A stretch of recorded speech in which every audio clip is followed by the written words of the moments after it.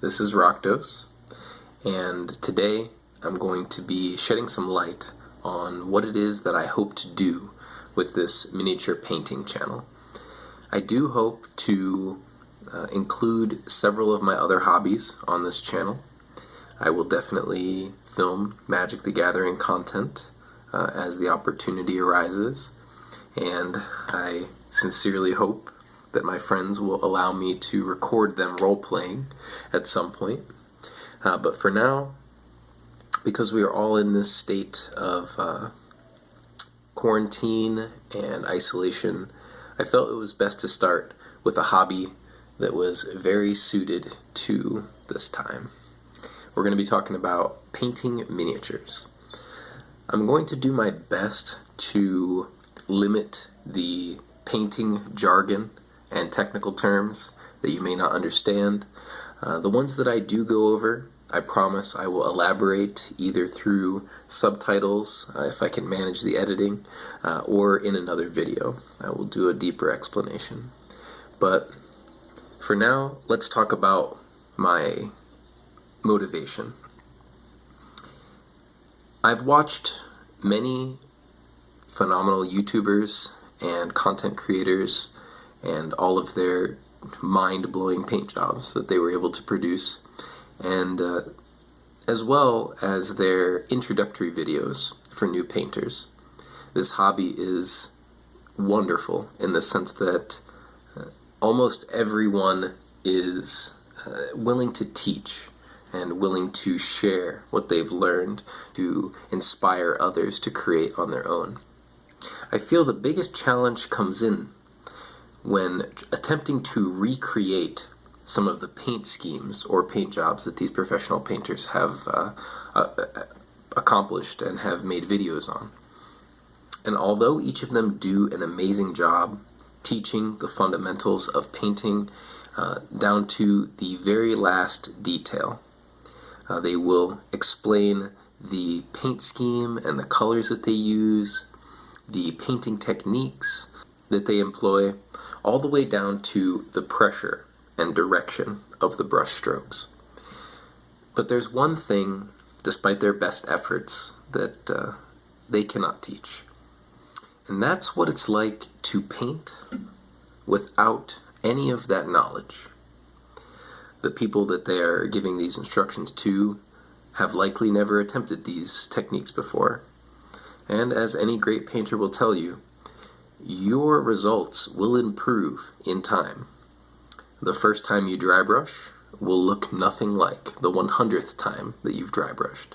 And every time after that, you will continue to see improvement. Explaining these complicated techniques to those who have never tried them can often lead to disheartening results.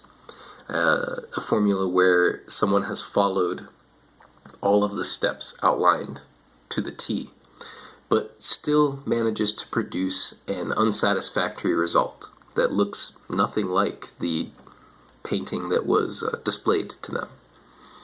That is where I come in. Although I myself have painted some models that I would deem passable and possibly even good, I managed to do so with incredibly simple techniques. I stuck to the fundamentals of painting, the bare minimal approach, and because I stuck with it, I found my paintings looking better than they deserved to for the incredibly rudimentary techniques that I used to paint them. I essentially only know how to lay down a base coat, dry brush my models, and a bit of layering techniques, and even less, just a smidgen of wet blending I have attempted. The broader realm of painting techniques that exist out there, I am totally foreign to. Now, the massive list of techniques that I have yet to try. So first and foremost, I have never used a wet palette, and I fully understand the benefits of one after having used a painting tile for many, many years. I have never attempted to use the feathering technique that creates wonderful blends that I have seen. I have never attempted to glaze any of my models with any other kinds of colors. The same can be said for washing. I have only tried to wash a very few select models, and I was not very successful. This could be because I have never mixed any of my paint or wash with any other sort of mediums or thinners. I have never used or owned an airbrush. I have had very little experience creating bases on my models or any sort of dioramic scene. I have never painted non-metallic metal and stuck with the traditional metallic colors that Games Workshop has provided. And to be totally honest with you, I have never primered with anything besides a can of black primer. I have never painted anything with zenithal highlights. All of my highlights, I just put them in random spots and hope that they look good. So the point being that I am on a very basic painting level, and although some of the miniature painters wish that they could rewind time and teach painting from a novice's perspective, I'm truly blessed with this opportunity to dive deep into all of these techniques from the standpoint of someone who truly has never attempted them. My hope is that my results will look similar to yours, and that wave of discouragement is not so profound. But for now, we're going to take a trip down memory lane. I'm going to show you my very first few models with my very first Warhammer collection, and hope to provide a chronological timeline for how my painting progressed. Well, with all that out of the way, I'm going to try to find some copyright-free music to put on the video, and together we will explore my past paint jobs. Let's do it.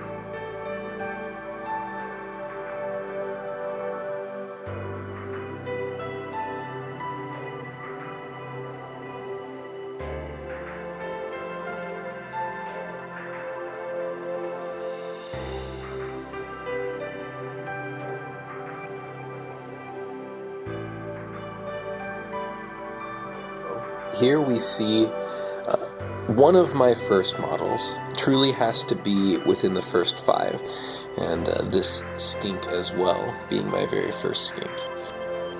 Some things you may notice.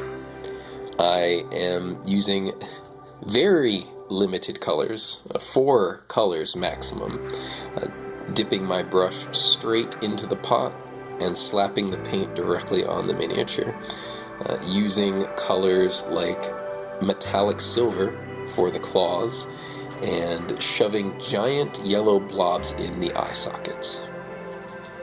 From there, I moved on to some brighter colors and did my best attempts to add some extra variation to the models. I did my best to highlight edges, as I understood that those would be where light would catch, but I couldn't help but draw some goofy lines all over some of my models.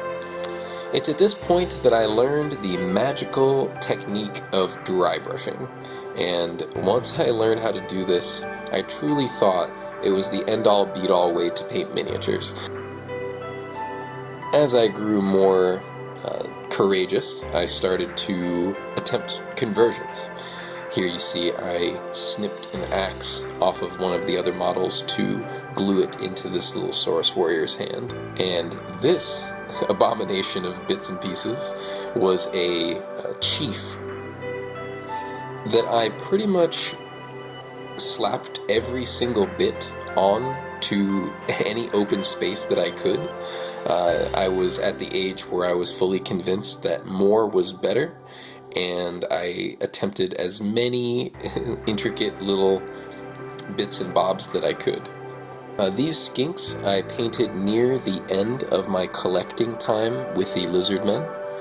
I started collecting chaos demons halfway through my time playing Warhammer Fantasy, and so I had already taken some of the painting skills that I have learned from the chaos demons and started applying them to my skinks. Red, as you'll see soon, being my wheelhouse color, the color that I go to the most and the one that I understand the best.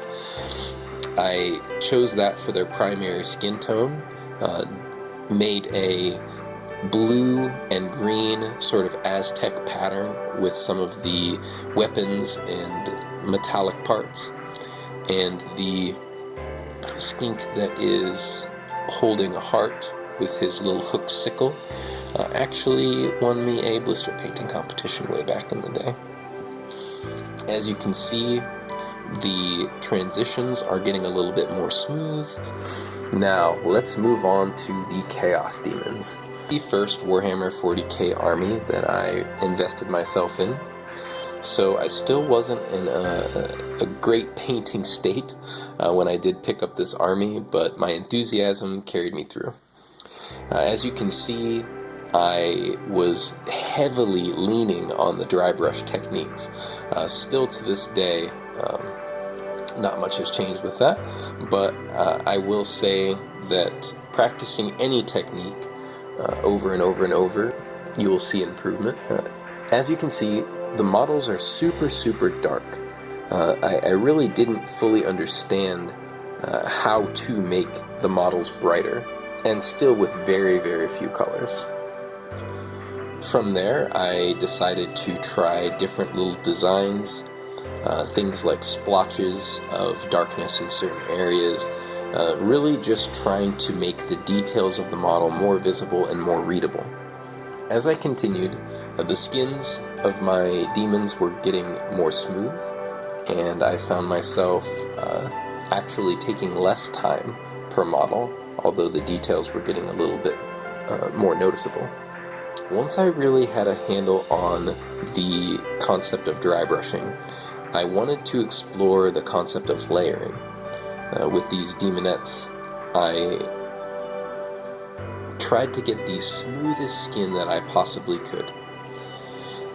And then, as I'm sure every miniature painter will have at some point in their miniature painting career, the light bulb turned on. I had kind of an aha moment. I have been working mainly with the color red and the other colors that complement and contrast it. These were the first bloodletters that I painted that truly impressed me. Once my brain realized how layering these colors on top of each other created the illusion of a smooth blend, I was able to get away with skin tones that looked much better than the techniques that I was creating them with. At this point, I was testing basic layering with a base coat of the dark red, followed by mixtures of red and orange, transitioning all the way up until a light yellow, and this achieved an effect that I was happy with. This here is actually the first model that I ever entered into a painting competition. I bought the mask of Slanesh on the spot, opened up her blister, and painted her. This one here is missing an arm, lost to time unfortunately, but I took great care to paint the skin and the dress very smoothly. This blood crusher here is a good example that I have no clue how to paint metal. I took the basic fundamentals that I understood from skin and tried to apply them to a model. Still not comfortable getting out of the color red, but I did my best.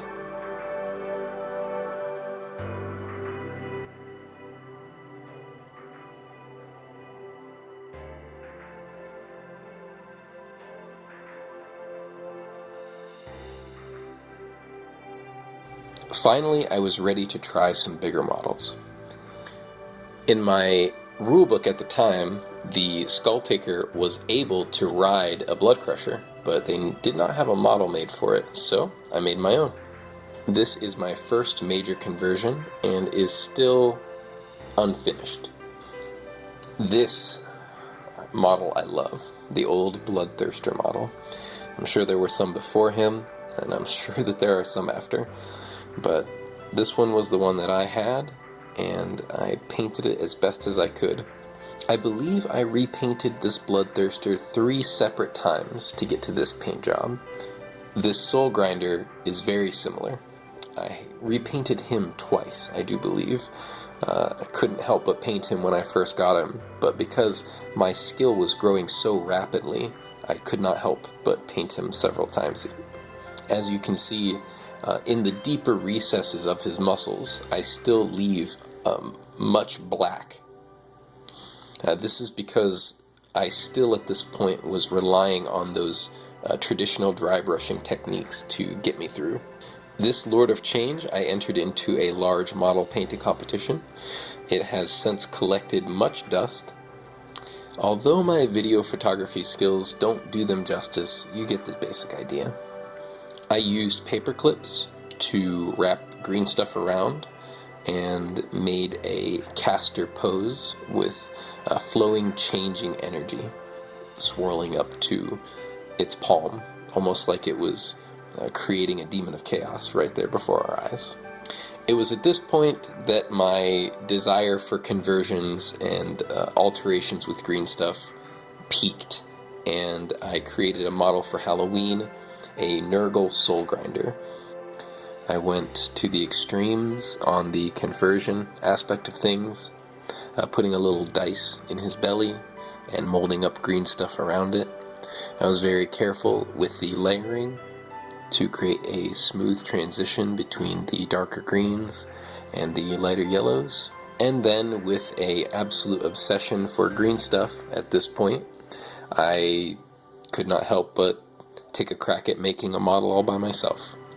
I first made the head for the idea of a demon prince of Tzeentch, with the emblem of Tzeentch, and the rest just kind of came to me, and this was the final result. See, it doesn't take long to get the hang of painting. You just have to stick with it. When I started, I was fortunate enough to be on summer vacation from my, I do believe, junior year of high school, and I had ample free time to sink endless hours into crafting, painting, and converting these miniatures. I found myself receiving many compliments by those patrons of GW and the workers, many of them impressed with how far I'd come in such a short amount of time. I have no doubts that you yourself can improve in the same ways. But now that I've shown you what I have, it's time for us to pick up where we left off. I have selected a couple cute little dragons that I bought at a hobby store, and I'm going to primer them up and paint them to the best of my abilities, and we will see what I have retained throughout all of these years not painting, and we'll get a good baseline for where we're at. I hope to try each of the painting techniques in detail, and I would love for you to follow along and watch as I progress and grow and show you the very real skills that you can learn just by sticking with it. Thank you so much for joining me, and thank you so much for listening.